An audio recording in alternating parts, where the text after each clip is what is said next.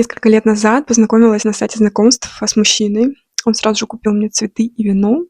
Мы катались по городу, было очень весело, но после мы не общались. И прошел год, у нас с ним опять был матч, и мы встретились попить кофе, но после этого опять не общались.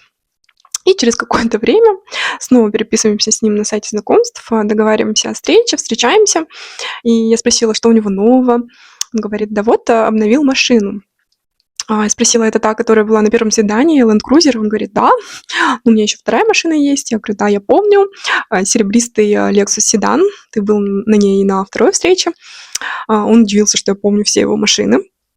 Я говорю, я тебе больше скажу, это был рестайлинг 2008 года с доводчиками, машина для души.